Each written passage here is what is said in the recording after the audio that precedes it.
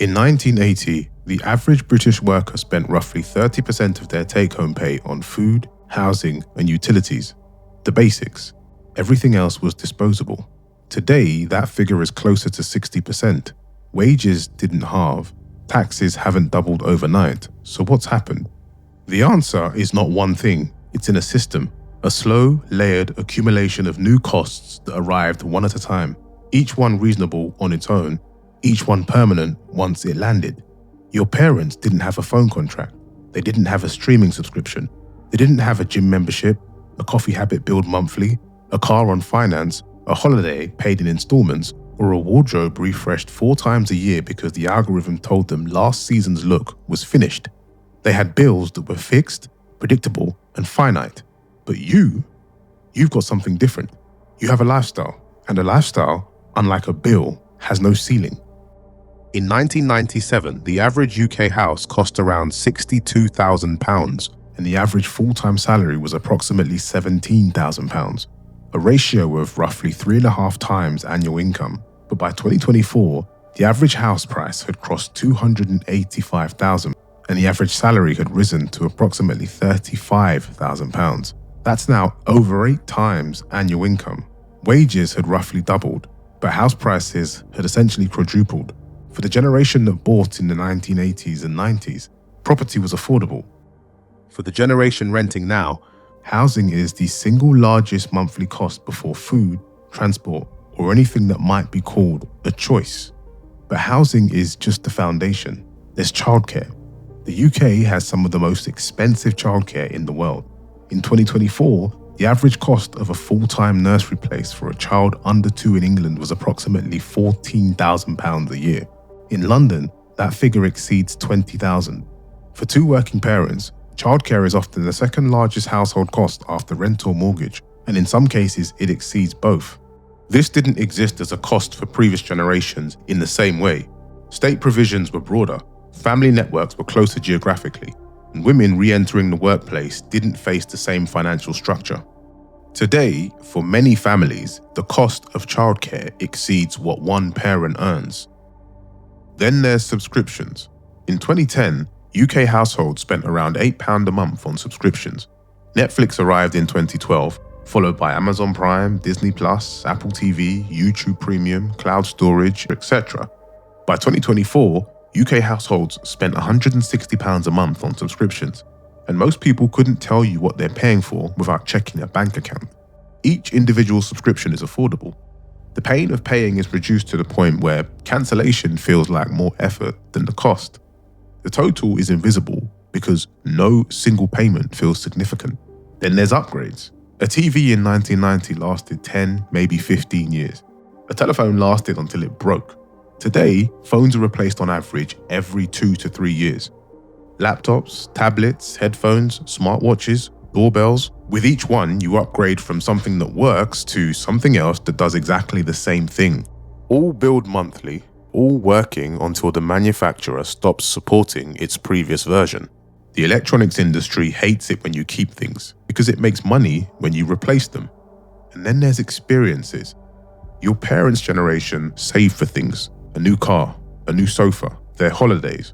But something changed in the early 2000s and accelerated through social media.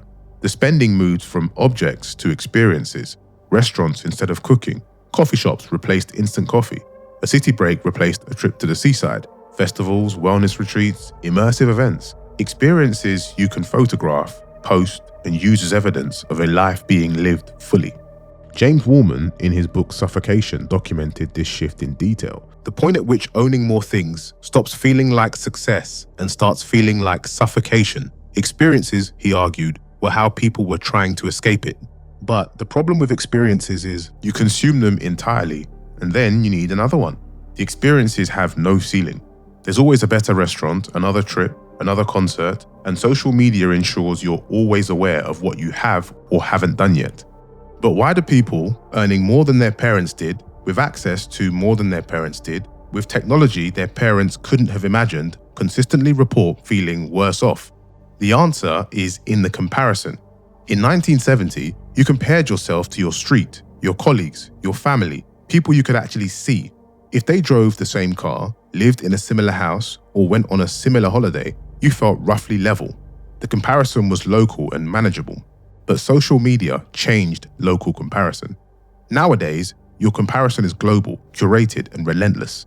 You're measuring yourself against the most aspirational version of thousands of people presented through a filter that removes every ordinary moment and elevates every exceptional one. The social psychologist Leon Festinger once said, "People evaluate their own worth by comparing themselves to others, and when those others are a closed, manageable group, the comparison is tolerable. But when those others are an infinite, curated, algorithmically optimized feed of people at their best, the comparison becomes a permanent source of inadequacy." Economists Kerwin Kofi Charles and Eric Hurst found that in communities where inadequacy is higher, people spend more on things others can see because they feel more financially threatened. The spending isn't pleasure, it's defense. A quote from evolutionary psychologist Jeffrey Miller: "Humans evolved to signal their values to other humans. For most of human history, that signaling happened through behaviors. But the consumer economy changed that instinct and attached it to objects. You no longer demonstrate your value through what you do. You demonstrate it through what you own and what you are seen to do with your time. Your phone, your car, your designer clothes, the gym membership you pay for but never use, all of this, at some level, is a signal. A piece of evidence submitted to an audience to show that you're doing well, that you've not fallen behind. And this is where the modern cost of living becomes something more than economic. Falling behind is now more than a financial fear. It's a social one, a psychological one. The research on status anxiety shows that perceived social rank affects stress levels and life expectancy. Feeling behind is physiologically costly. Industries understand this. Morgan Housel, in The Psychology of Money, makes an observation that sits at the center of this entire channel. Wealth, he writes, is what you don't see. The cars not bought, the watches not worn, the upgrades not taken. Real financial security is invisible because it's an absence of spending rather than the presence of it. But the modern economy is built around the visible, and it's optimized at every level to make the visible feel necessary. The subscription that arrived by default, the upgrade that renders the previous version obsolete, the social feed that shows you what your life is missing, the monthly payment that makes the unaffordable feel affordable.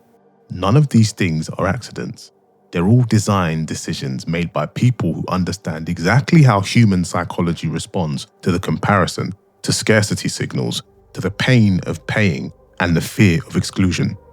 Take a household earning $55,000 a year, slightly above the UK median. After tax, national insurance, and pension contributions, take home is around £41,000. Call it $3,400 a month. Here's where it goes. Rental mortgage is £1,200, but in London or the Southeast, it's significantly higher. Childcare, if applicable, is £1,100 a month for one child under 2. Government support will help, but the gaps in provision mean many families pay this for at least 2 to 3 years. Car costs, including finance, insurance, fuel, and tax, is £450 a month. Food and household essentials is £500. Utilities, £250 a month. Subscriptions across streaming, software, gym, and recurring deliveries is £160 a month. Phone contracts for 2 people is £80 a month. That's £3,740. £340 more before a single discretionary purchase, before a takeaway or a birthday present, before a child's school trip, before a broken boiler, not to mention savings, investments, or emergency provisions. This isn't a spending problem, it's a structural problem. Fixed costs of a median household have expanded to consume and in many cases exceed a median income. The Money and Mental Health Policy Institute found that people in debt are 3 times more likely to have a mental health problem than those who are not. The Financial Lives survey found that in 2023, 7.4 million UK adults showed signs of low financial resilience, meaning they'd missed payments, couldn't meet financial commitments, or had almost no savings to absorb a financial shock. The cumulative cost of the subscription economy over a working life of 40 years is £1,896 a year in subscriptions. Increasing modestly with inflation compounds to £133,000 over 40 years in nominal spending.